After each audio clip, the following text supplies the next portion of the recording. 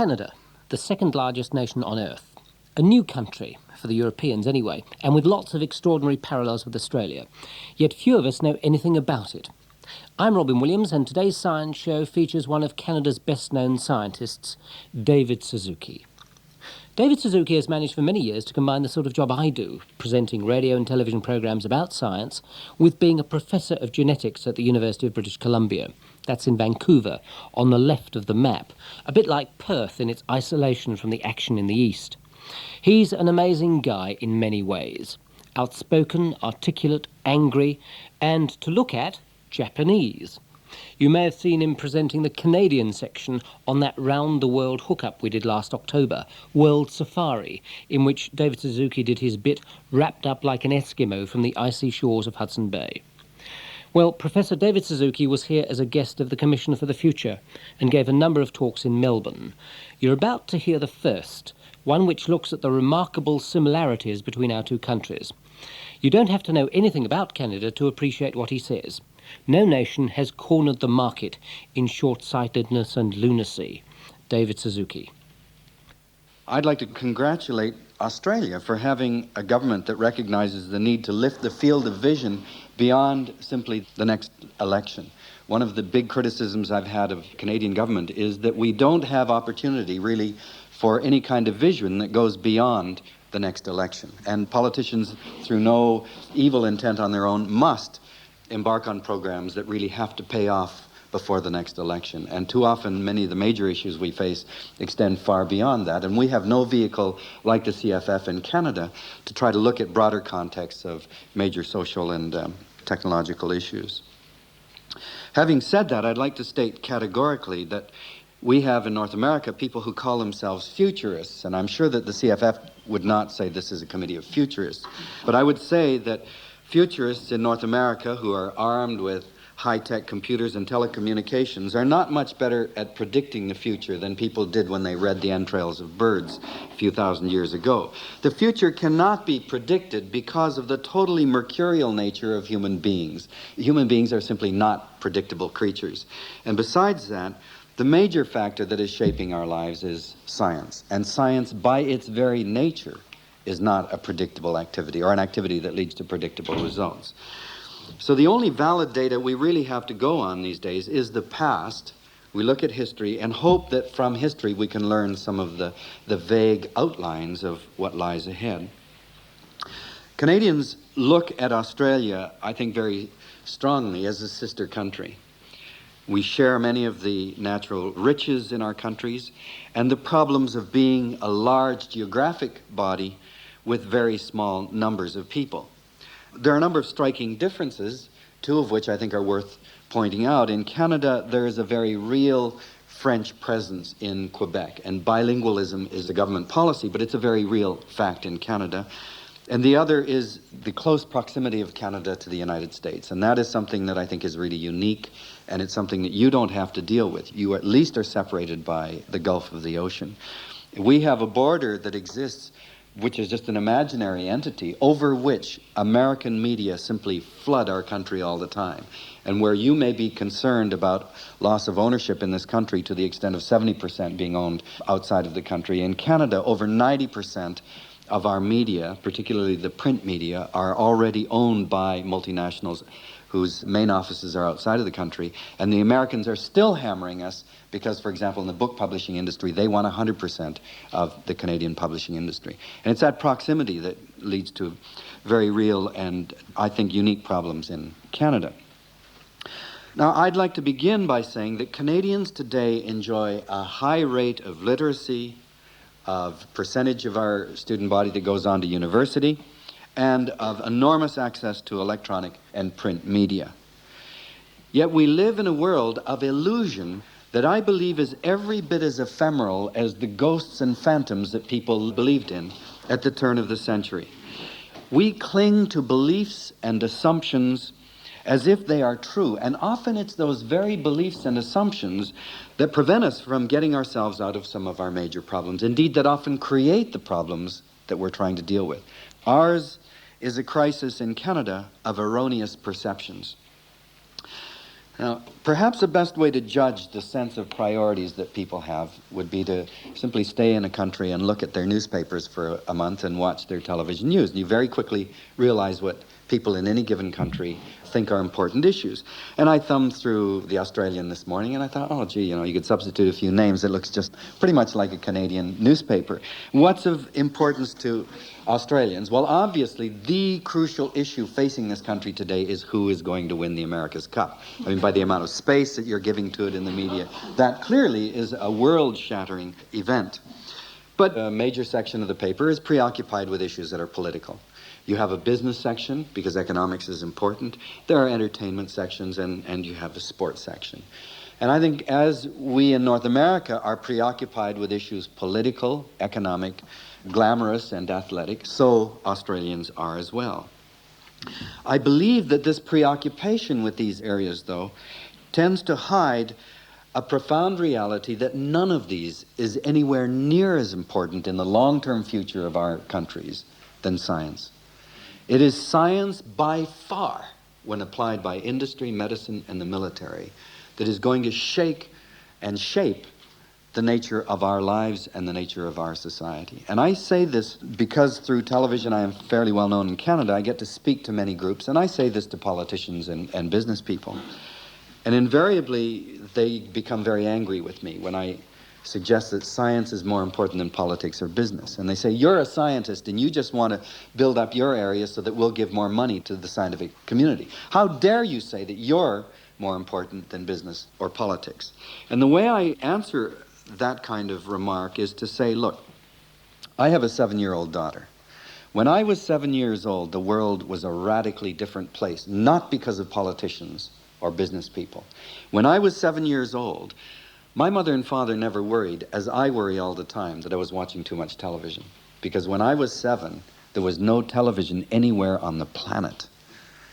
When I was 7, my parents wouldn't let me go swimming in public pools or to movies in the summer because they were afraid I would catch polio. Most youngsters today have no idea what polio is. When I was 7, hundreds of thousands of people died every year of smallpox. There hasn't been a single case of smallpox for over 10 years on the entire planet. It's considered extinct. And I'm sure most of you can remember when you had to get a smallpox shot to go abroad. When I was 7, there were no plastics, there were no organ transplants, there were no computers, no jets, no satellites, no lasers, no transistors, no oral contraceptives. I could go on and on documenting the kinds of changes that have resulted since I was 7 years old. And each of these inventions, which has come out of science and technology, have changed the nature of the world that we live in, and often the very definition of what it is to be human. When organ transplants came in, people agonized about what that meant to be a human being. We now have embryo transplants. This country is leading the world in embryo transplants. What does that do about the very definition of what it is to be human and the process of reproduction? So I would rest my case that it is science by far that is a major factor that has significantly altered our lives. And I find it very strange that in our countries we virtually ignore, although there was one page of science in the Australian today. Our major national paper has one page of science once a week. It's a ghetto subject. How well do Canadians understand or feel the importance of science and technology? And the way that I've assessed this is, as a broadcaster, is to go and do what we call streeters. Person on the street interviews where you have a camera behind you and you go out on the street. It might be in downtown Winnipeg at 40 below in February. And I'll meet people coming out of a supermarket with fresh tomatoes and bananas, and I'll say, excuse me, do you think science and technology affect you in your daily life? And the amazing thing is, and I've done this not a dozen times, but 7 or 8 times, the vast majority of people will immediately answer, no, not really. Now, I don't know where you get fresh tomatoes and bananas in Winnipeg at 40 below, but you must be using some science and technology somewhere. And the amazing thing to me is that many people will add completely gratuitously, they'll say, no, science and technology don't affect me. I was never any good at math. You say, well, what the hell has math got to do with whether it affects you? And of course you think about that and you realize that children are being taught very early in schools, Johnny or Mary, and disproportionately Mary, you're having problems with math. If you can't do math, you can't do science. You've got to do well in math to do well in science. And by the time these kids get to high school, the vast majority of them have been turned off science because math is this enormous barrier that prevents access to science. And they come to the conclusion then that science doesn't affect me because I couldn't do math. And the result of that is that there has been a terrible schism between those kids that are going on in science and those, the vast majority of people who will not have anything to do with science. And by the end of high school in Canada, the average graduate cannot name the major organs in their bodies, tell you where they're located or what they do. And if we know so little about our own bodies, you can only imagine how ignorant we are about the world around us. Now, this schism between the science people and those who will go on in the other areas is exacerbated in the university by what we have as Bachelor of Arts degrees and Bachelor of Science degrees. Have you got to that? You have. Well, I think that's a terrible mistake. Because what we do now is we separate these two great streams of human thought. We graduate Bachelor of Arts students who will go on to become business people, lawyers, movers and shakers in society. And they graduate after 4 years without having had a single course in science. They graduate as ignorant savages who know nothing about the major forces they will have to contend with as adults. And we graduate those in the Bachelor of Science stream who will become scientists, doctors, engineers, science teachers, who graduate without ever having had a single course in history, philosophy, religion, or literature.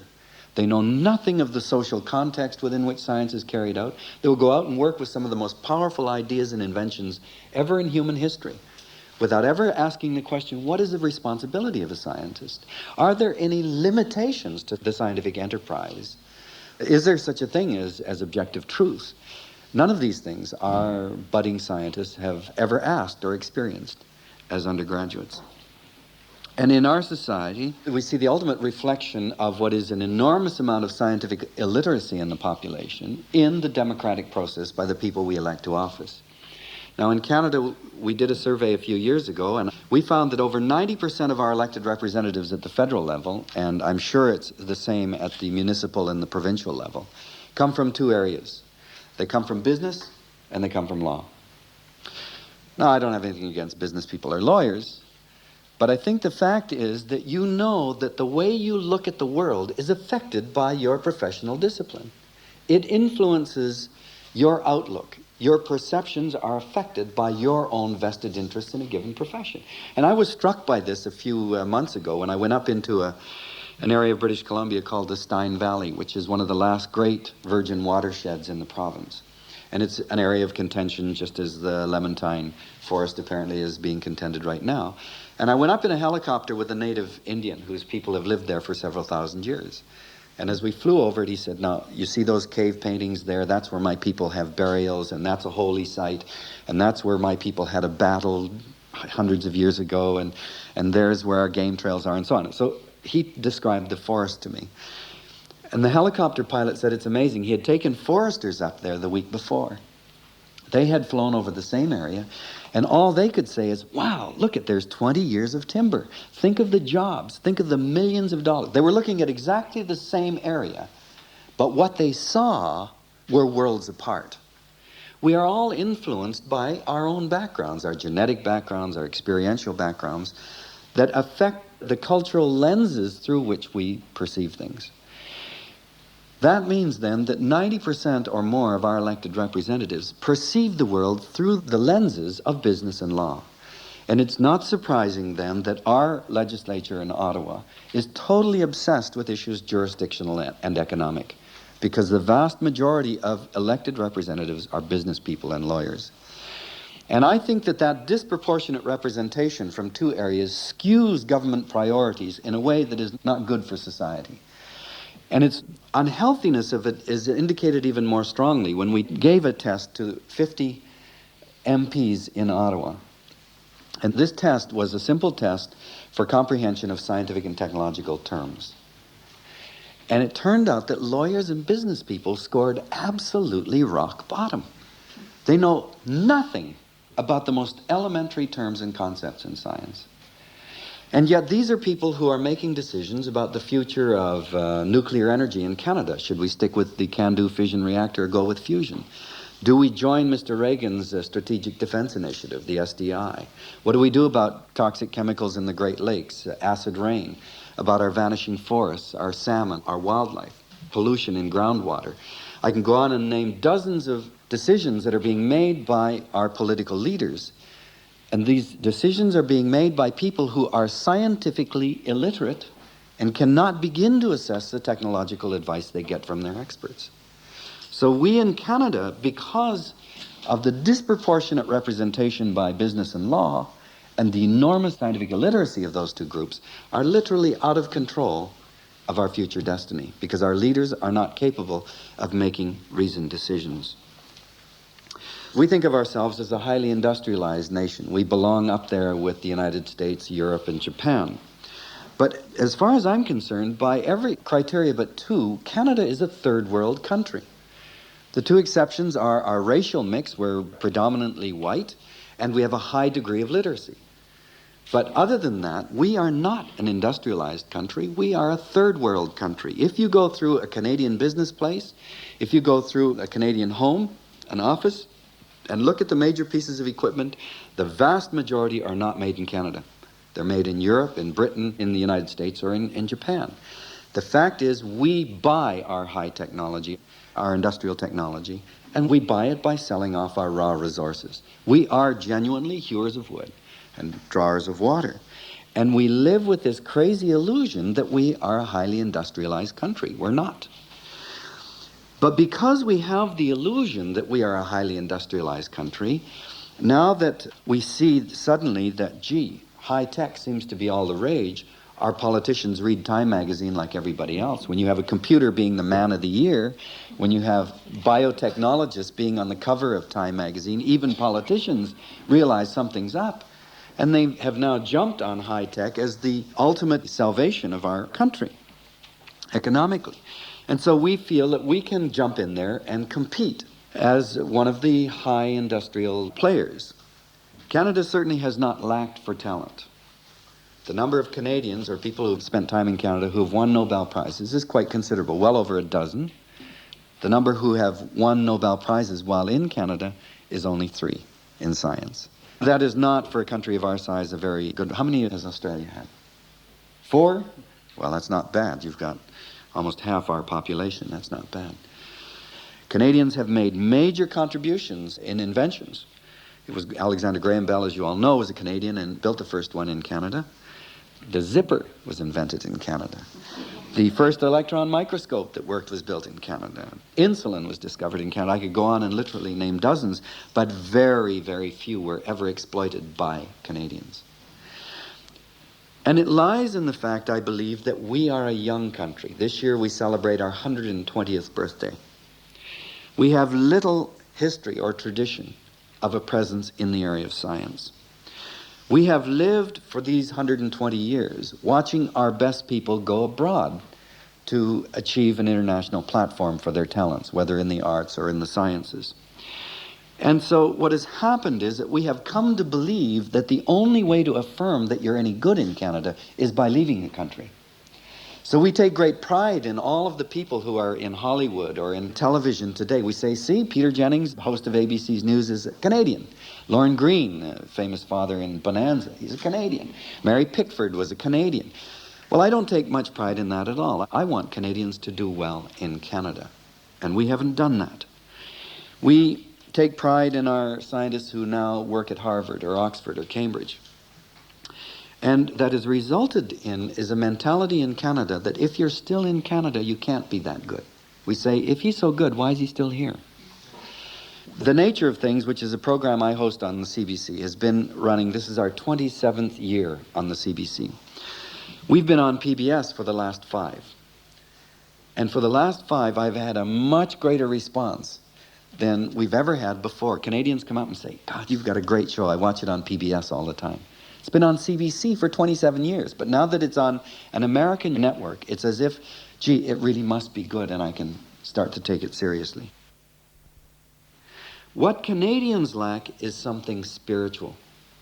We lack a belief that we can be as good as anybody else and compete in the world in Canada. So if you look at our economic institutions, our banks don't invest in Canadians. Our banks invest in resources. Our banks invest in projects in other countries. They don't invest in Canadians. Canadians copy. We are afraid to put our money on truly original work. And I remember a man named William Livingston in Toronto who had discovered a radically new way of studying a phenomenon called focal epilepsy in people. And it was a very exciting way. It was world-class, and it was a novel technique. And he applied to the Canadian Medical Research Council for funding, and they turned him down because they said, the Americans aren't doing it. Nobody else is doing it. Of course they weren't. He invented the thing. He then applied to the United States and immediately got a very large grant. But that's not the way that you encourage originality and groundbreaking work in your own country. We've never committed support to our people at a level that allows our people to be competitive with anybody else in the world. We've always pulled back. Canadians have had this very strange attitude, an egalitarian attitude of spreading the money as far as you can. And I've always said that our attitude is that if you urinate over a broad plot of land, flowers are going to sprout up everywhere. But my sense is that if you've got a small bladder, you better aim it to where the seeds are. And that means you've got to select centers of excellence and put it on people that are world class and not try to divvy it up and spread it around. It's an enormous difficulty that we have in Canada. Canadians tend to measure the degree of the brain drain by simply counting up PhDs, the number of PhDs in and the number of PhDs out.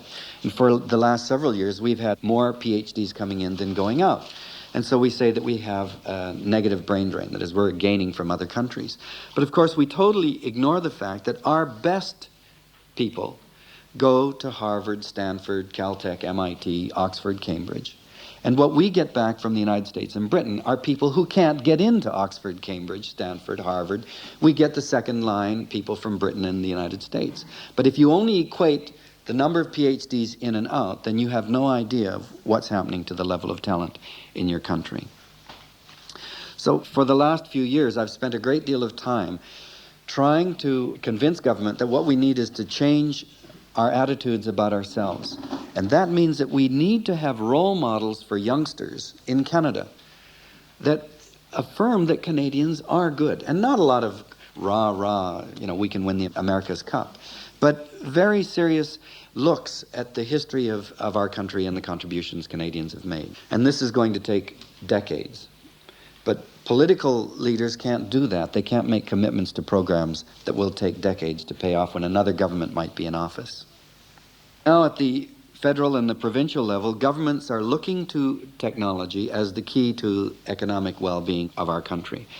The provinces and the federal government are spending tens of millions of dollars trying to get into high-tech, in biotech, robotics, computers, and so on. And our attitude has been that if we set up buildings and structures and organizations and companies and put money into them, that we should be able to get it to pay off. We think that having a presence in biotech is like making shoes. We just set up a factory and pump them through. Of course, it just is a total failure to recognize that what gives you a world presence is people. It has nothing to do with buildings or structures or equipment. You have to put it on people. Politicians today in Canada are now putting a great deal of effort into supporting science that seems to be relevant. We say strategic or mission-oriented. And again, it's because politicians have a notion of science that it's a linear activity. You go from A to B to C to D to a cure for cancer. You go from A to B to C to D to a major new computer. And anybody that knows even the most elementary history knows that that's not the way science works at all. The way science works is some guy's off doing some study way over here and some guy's way down over here. And then for some crazy reason, they come out together and they have a cure for cancer or whatever it is. And let me give you two examples that you can't direct science as if it's a linear activity. There is a field of science called volcanology, which is the study of volcanoes. It's not Mr. Spock and his pointy ears. And volcanologists have a wonderful way of computing the age of volcanic eruption. They take the glass that's formed at the time of the eruption. They cut it into thin sheets. And it turns out that when the volcano goes off, it fixes all of the particles, the atoms in the atmosphere at that time. And any radioactive particle which decays gives off a radioactive emission that forms a little tunnel in the glass matrix that it's embedded in. And if it decays a number of times, you'll get little stars of tunnels. And so if you take that glass slide and then simply dunk it in an acid solution that cuts out the weakened parts, you can then look at it under the microscope and see little stars. And these stars are radioactive atoms that have emitted particles, and so these little projections. So then you simply count the number of stars, and you can estimate on the basis of the decay rate the age of that material. So it's a technique that's been used in volcanology for years. Some volcanologists said, gee, when you have a radioactive particle going off, it tunnels a hole. What would happen if you took glass and added radioactive particles and let them go off in the glass? Then you treat that with acid, you'll get a glass sheet that has all kinds of holes in it. And it turned out that that's now a multi-million-dollar industry for making millipore filters. You can make filters by embedding those radioisotopes in glass. Nobody could have predicted that by some kind of government organization saying, we want to make millipore filters. You would never have hired some volcanologist to do that. Let me give you another example. If the Australian government 50 years or 20 years ago had said, we want to become the world leader in genetic engineering, what would you have done? You might have set up a CSIRO institute there and said, okay, we'll hire some human geneticists and fruit fly geneticists like me, microbial geneticists, biochemists. But nobody would have thought, maybe we better hire some guy who's studying components of snake venom. Nobody would have hired that zoologist who was looking at the contents of a snail's stomach. And nobody would have hired that microbiologist studying how bacteria fight off virus infections. And yet those areas have contributed some of the major tools that have made genetic engineering possible. So you can't predict. That's why I say futurism is bunkum, because you don't know what's ultimately going to lead to discoveries that ultimately become applicable. So we have to get away from the notion that science is a linear activity. Canadians do less than 4% of all of the science carried out in the world, which means that Canadian scientists are going to make discoveries less than 4% of the time. That'll be important. Yet all our leaders assume that if you put a lot of money into these people, each one of them is going to make an important discovery. It's nonsense. The vast majority of scientists are not going to make an important discovery. Why then should we support scientists in Canada if we do less than 4% of the world? Why bother? You support, I believe, top-notch people who are world-class, not because they're going to make important discoveries in Australian or Canadian labs. You support them because they are a price for a front row seat at the action. If you don't have people who are in that top group, you don't have eyes and ears to what's going on in those labs around the world.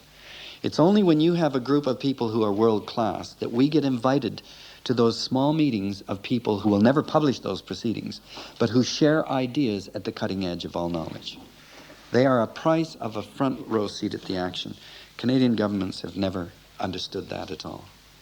I've gone through trying to outline the problems that we in Canada face in trying to live up to this idea that we can become industrial giants.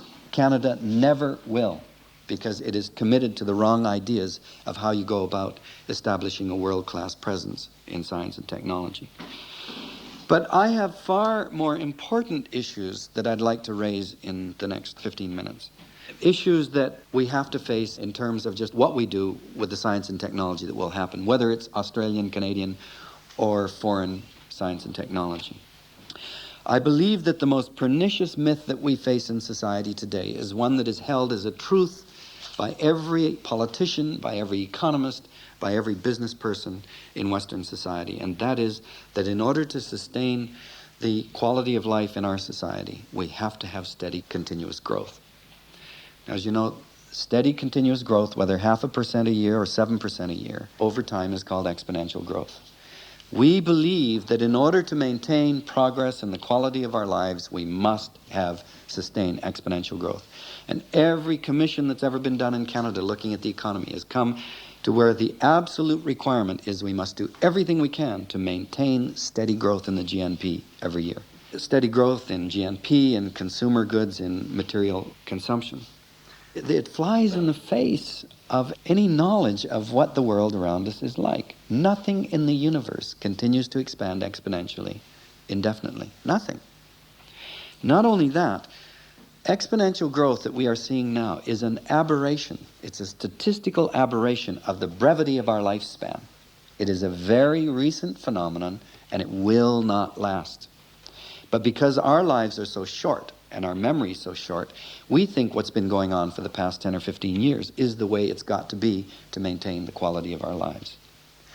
As a biologist, I look at a perspective of the entire history of our species, which is 400 to 600,000 years. And if you plot on a curve 400 to 600,000 years on the x-axis, and you plot the distance we could travel in a day, the speed we could travel, the distance we could communicate, the speed we could communicate, the amount of air, water, and food that we used, the amount of pollution that we produced, our numbers, for 99.9% of our history, that curve is flat. In fact, the normal condition for human beings is total equilibrium, is non-change. It's only in the last few centuries that you begin to see the curve go up, and then in this century, of course, that curve is shooting straight off the page. And we only look at the recent part in exponential growth, and we say, that's what's been happening. Look at the enormous material wealth we have. To maintain that, we have to keep steady exponential growth. I was in India last week, and the people were bragging to me that they have brought down the Indian growth rate to 2% per year. I said, what the hell? That's no accomplishment. You're at 750 million now. At a 2% growth per year, you're going to double to 1.5 billion in 30 years. Is that a big achievement? Well, if you look at the consequences of exponential growth, you recognize very clearly you can't sustain that. When the average North American consumes as much as 150 Indians per person, and we feel we have to keep growing even further, how can the planet sustain that kind of consequence? It took all of human history to reach the first 1 billion human beings on the planet in the last century. Then in only 150 years, we doubled twice to reach 4 billion. And now we're going to double again to reach 8 billion in another 30 years. That's the consequence of exponential growth. And let me give you an example of an analogy to show you why it's a ludicrous concept. Suppose I have a test tube full of food for bacteria, and I put one bacterial cell in it. And that bacterial cell is going to go into exponential growth. It's going to double every minute. And at 60 minutes, the test tube is going to be completely full. Okay? So at time 0, you've got one cell. At 1 minute, you've got 2. At 2 minutes, you've got 4. At 3 minutes, you've got 8, and so on. At 60 minutes, you're full. The question is, when is the test tube half full? That is, half empty. And of course, the answer is 59 minutes. 59 minutes, you're 1 minute away from filling the tube. So at 58 minutes, you're 25% full. At 57 minutes, you're 12.5% full. 55 minutes, you're only 3% full. So if at 55 minutes, one of the bacterial cells said to its mates, hey, I think we've got a population problem. I think we're going to run out of food. They'd look at him and say, you're nuts. 97% of the test tube's empty. What are you talking about? And they'd be 5 minutes away from being full. And if at 59 minutes, they finally said, you're right, we got a problem. So one of them jumped out of the test tube and ran all over the universe looking for more food and found 3 test tubes full of food with no bacteria in it, and quadrupling the amount of food.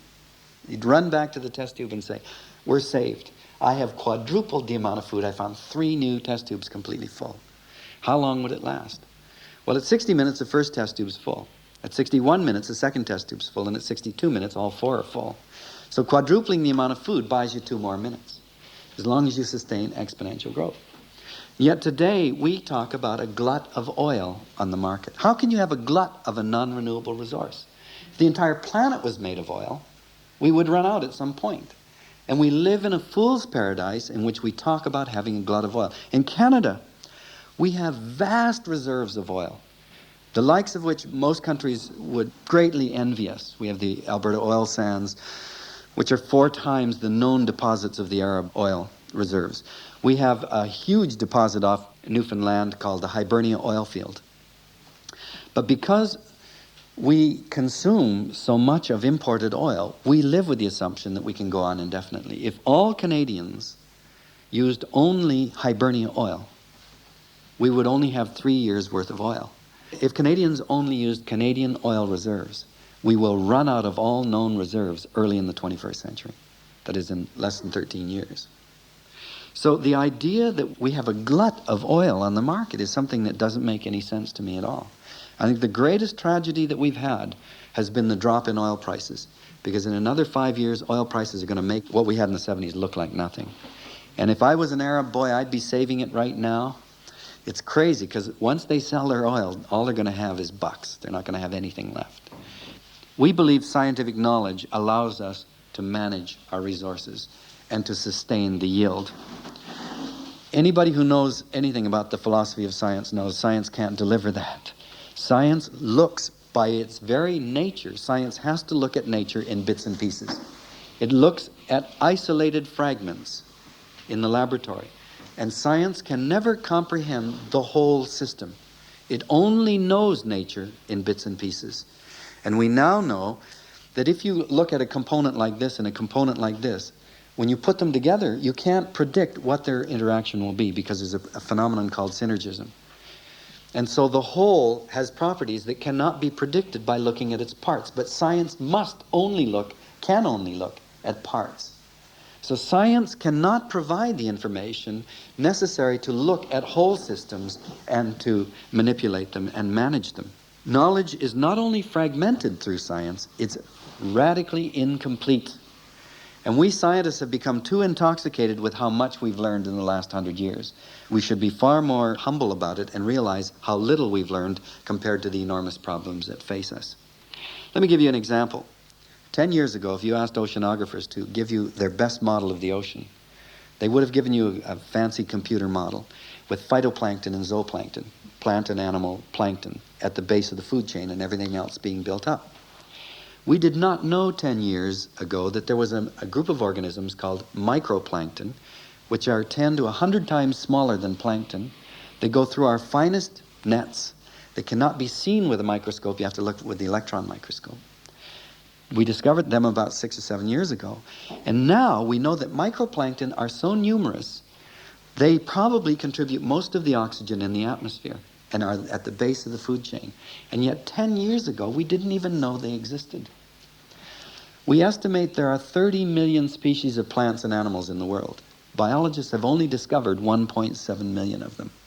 So we know just over 5% of all of the diversity of life on the planet. How can we possibly manage nature when we know so little about it? And so in Canada, we have the conceit that we can cut down all of the virgin watersheds because we know enough to be able to sustain the yield. We can't when the degree of our ignorance is so great. And we are unwilling to set aside even the smallest amount as a hedge against our ignorance, as some kind of reservoir of genetic diversity in the event that there is some catastrophe or that we have more to discover through those reserves. It's just crazy. Our history as a species has been that we have sensed the environment is limitless and endlessly self-renewing. And for 99.9% of our history it was. Our numbers were small, our technology simple, and so nature could absorb whatever we did. And we got used to just leaving our leftovers out in the wild because nature would eventually reclaim it. The problem today is that our technology is so powerful that we assault the environment in a way that can no longer sustain the recovery. Nature now falls before us rather than renewing itself. The kind of muscle power technology has given us is shown in British Columbia in 1900. It took 2 men over a week to cut down a single tree by hand. These trees were immense. Today, 1 man and a large chainsaw can cut down that same tree in minutes. And that's the extent of our muscle power, and we still attack the environment as if it's in 1900. We assume that nature can absorb everything that we do. And yet everywhere around, the screams from nature are warning us that it can't go on. In Canada, tens of thousands of lakes right now are completely sterile because of acid rain. In Canada, the Great Lakes, the greatest body of fresh water in the world, 20% of all fresh water in the world, are now so toxic that on Lake Ontario, where I live in Toronto, there are signs posted around the lake that if you catch a fish from the lake, you cannot eat more than 5 ounces a week or you'll poison yourself. The water in Lake Ontario, from which Toronto derives its drinking water, is loaded with dioxin and PCBs. 1 pound of dioxin will kill the entire Lake Ontario. There are over 1,000 pounds buried in the grounds around Lake Ontario, leaching into the lake right now. We have PCBs in our food today that the Ontario Ministry of Health says exceeds the maximum allowable daily dose for children. So when we feed our children fresh vegetables and fruits, we're poisoning them with PCBs.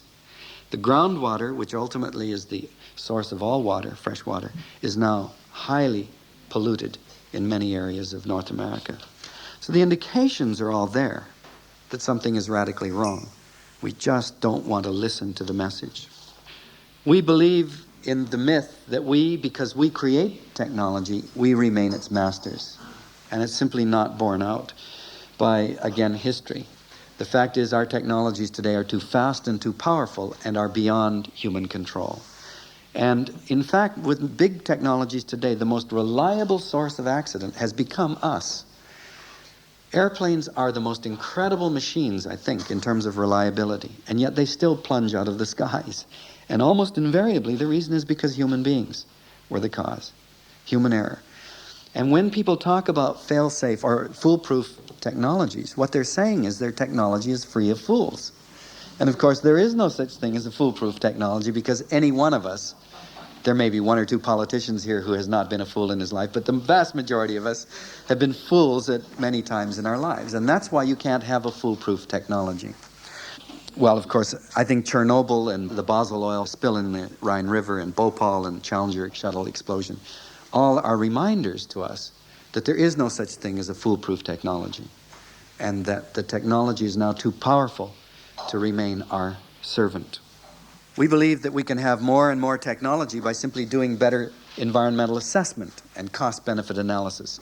And there are very strong reasons why you can't do proper environmental assessments and why cost-benefit analyses don't work.